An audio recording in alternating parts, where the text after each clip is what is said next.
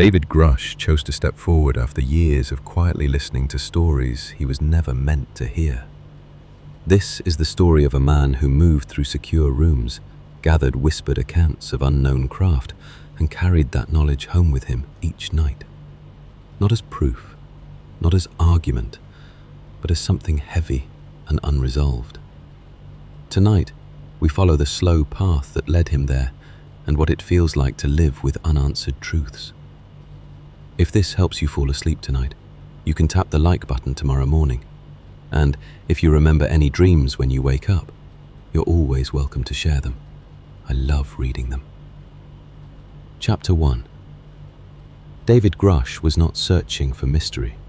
His days were structured, orderly and quiet, shaped by routine and responsibility. Mornings began early, often before the sky had fully decided on a color. Coffee cooled slowly beside stacks of documents, each one marked, categorized, and handled with care. There was comfort in that predictability, in knowing where things belonged. His work placed him in spaces designed to feel neutral, long hallways with soft lighting, offices where voices were kept low, not out of fear, but out of habit. In these places, information moved carefully, wrapped in language that avoided emotion. Facts were passed along without emphasis, like stones placed gently into open hands. At first, the stories came indirectly. Not statements, not declarations, just pauses in conversation. A sentence that drifted off before it finished. A look that lingered a moment longer than necessary. These moments didn't demand attention, but they stayed behind, settling quietly in the back of the mind. David listened because listening was part of the job. He listened because listening had always served him well. Some accounts spoke of materials that behaved oddly. Others hinted at objects recovered long ago, stored away, studied without resolution. No one raised their voice. No one insisted on belief. The calmness of it all made the stories feel heavier, not lighter. Extraordinary things spoken in ordinary tones tend to do that. At night, these conversations replayed softly, not as fear, but as curiosity that refused to close its eyes. Lying still, he noticed how the mind circles unanswered questions, the way a hand traces patterns on fabric, absent-minded but persistent. Time passed. Weeks folded into months. The fragments began to connect, not through effort, but through repetition. Different voices, similar descriptions, always the same careful restraint. It was never framed as discovery. It was framed as something already known, already placed on a shelf and left there. David felt the quiet weight of accumulation, not urgency, not panic. This the slow realization that some things, once heard often enough, ask to be acknowledged. The decision to move forward did not arrive suddenly. It arrived the way sleep does, gradually, after resistance fades. A sense that staying silent required more energy than speaking ever might. And so, without drama, he stepped toward the light. Not to convince, not to prove, but simply to say that he had been listening. The world outside remained unchanged. The sky still darkened at night. The morning still arrived when it always had. And somewhere between those two moments, a quiet line had been crossed. Chapter 2. Inside the quiet corridors. The places David moved through were designed to feel forgettable. Walls held neutral colors, floors absorbed sound.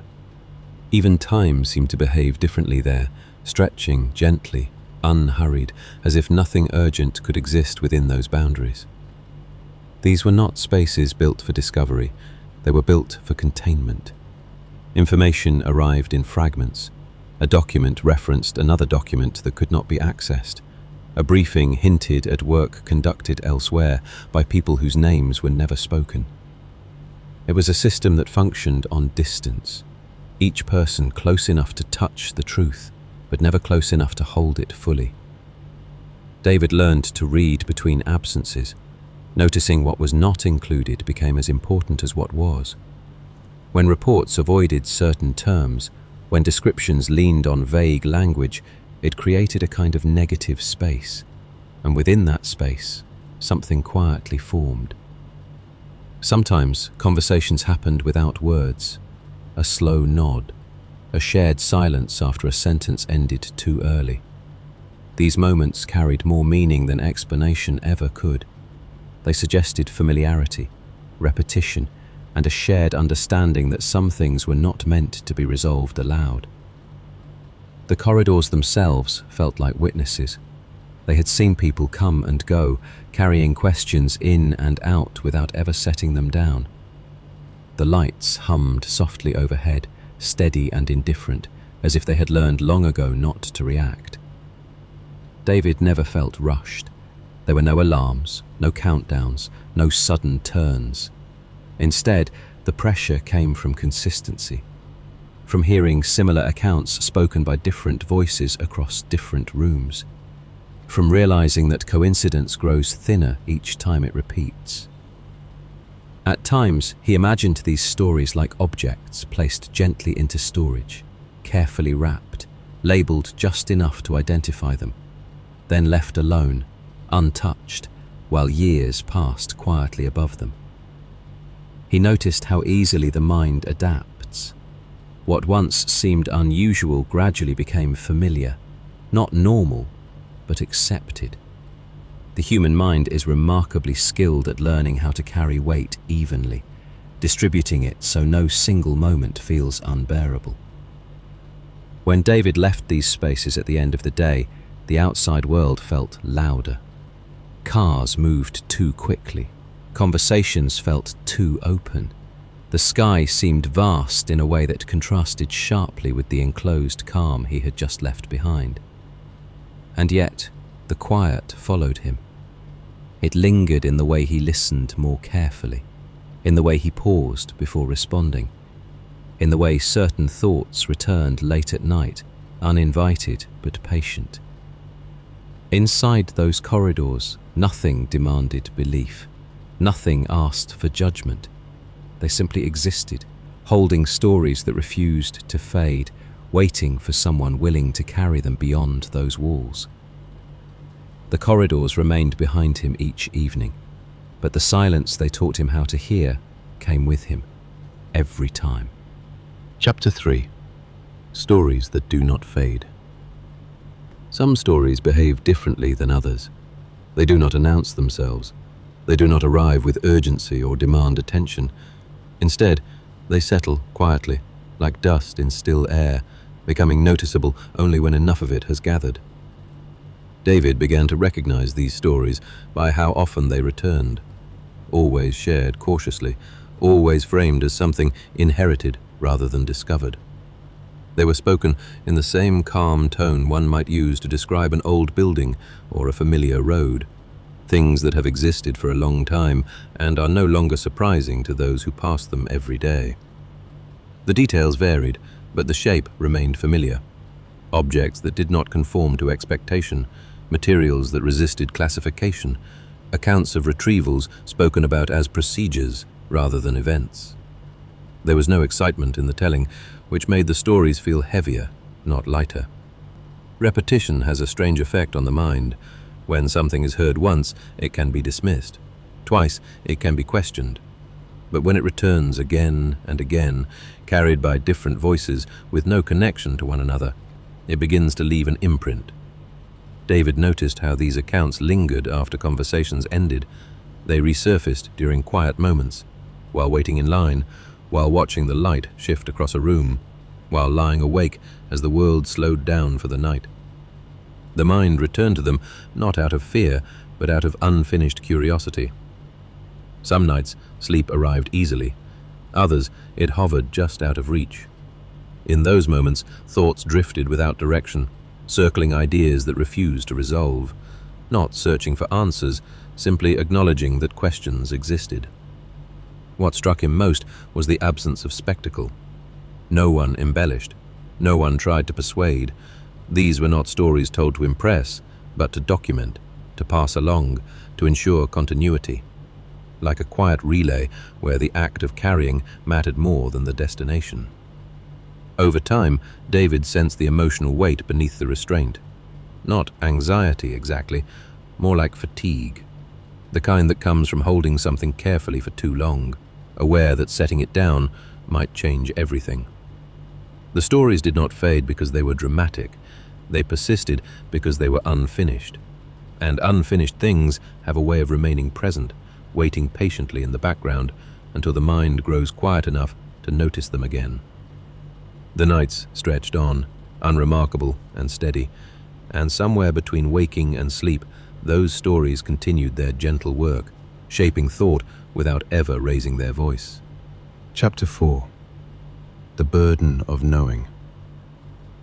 There is a difference between learning something and carrying it. Learning can be brief, contained within a moment. Carrying is slower. It settles into posture, into breath, into the small habits that shape a day. David felt this most clearly at night. The hours after the world quieted were when thoughts moved freely, no longer guided by schedules or structure. Lying still, he noticed how the mind revisits what has been left unresolved, turning it gently, not to solve it, but to understand how it feels. The stories no longer arrived as individual fragments.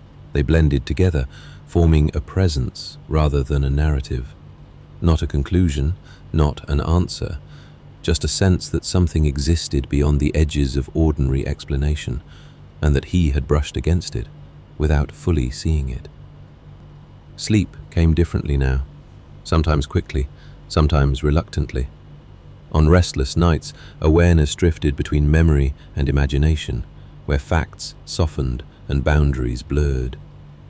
The mind does this naturally when tired, loosening its grip on certainty. David did not feel afraid. If anything, there was a deep calm threaded through the uncertainty. Fear sharpens the senses. This was something else. A quiet acceptance that not all knowledge arrives with clarity, and that some understanding unfolds slowly, over time. During the day, life continued unchanged. Conversations, routines, familiar tasks. He smiled when expected to smile. He listened when spoken to. But beneath it all, there was a growing awareness of responsibility. Not to reveal, not to conceal, but to decide what silence meant. The weight was subtle. It showed itself in longer pauses before speaking, in moments of stillness where thoughts wandered further than they once had, in the way he noticed the sky more often, as if checking whether it looked the same as it always had. Knowing something without context creates a gentle tension. The mind wants edges, definitions, frames. Without them, it learns to rest instead in reflection, to allow ideas to exist without demanding completion. As days passed, David realized that carrying this knowledge required more effort than he had expected, not because it was heavy, but because it was quiet. Quiet things do not announce when they begin to weigh on you, and so the question slowly shifted. Not, what is this? But what do I do with it? The answer did not come quickly. It arrived the way clarity often does, gradually, during moments of calm, when the mind is no longer searching. Chapter 5. Stepping Forward. Decisions like this rarely arrive fully formed. They begin as a feeling, indistinct and quiet, surfacing during moments when the mind is unoccupied, while washing a cup, while standing still, waiting for nothing in particular. The thought would appear, then fade again, leaving only its outline behind. David noticed the growing clarity in his pauses. Silence no longer felt like avoidance. It felt like preparation. There was no urgency pushing him forward, no external pressure demanding action. The movement came from within, slow and deliberate, shaped by reflection rather than impulse. He began organizing his thoughts the way he always had, carefully, not to persuade, not to explain, but to understand the order in which things had unfolded, what he had been told, how often certain themes returned. where the quiet boundaries had been placed. This process was not emotional. It was steady, grounded, almost meditative. Sorting memory is a form of rest when done without resistance. Each recollection was handled gently, acknowledged, then set back down. What surprised him most was the calm. He had expected uncertainty to bring tension, perhaps even fear. Instead, there was a sense of alignment, as if something long held in suspension was finally settling into place. Speaking, he realized, did not have to be loud to be meaningful. It could be measured, careful, respectful of the unknown. The act itself mattered more than the reaction it might produce. On quiet evenings, he imagined the moment of stepping forward not as an event, but as a transition, like crossing from one room into another without ceremony. The world on the other side might look the same, or it might not. Either way, the crossing would be complete. Sleep came more easily now, not because questions had been answered, but because the weight of indecision had begun to lift. The mind rests more comfortably when it knows the direction it's facing, even if the path ahead remains unclear. David understood that once spoken, words cannot be returned to silence. But silence, once broken intentionally, leaves behind something gentler than regret. It leaves relief. And so, without spectacle, without expectation, he prepared to speak. Not to close the story, but to allow it to exist beyond himself. Chapter 6. After the words. After the words were spoken, the world did not change its rhythm. Morning still arrived quietly. Light still found its way through windows in the same familiar patterns. Outside, ordinary sounds continued. Distant traffic, soft footsteps, the gentle hum of daily life carrying on. What had changed was internal, not in a dramatic way, but in the subtle easing that follows a long-held breath finally released. The stories no longer circled endlessly in silence.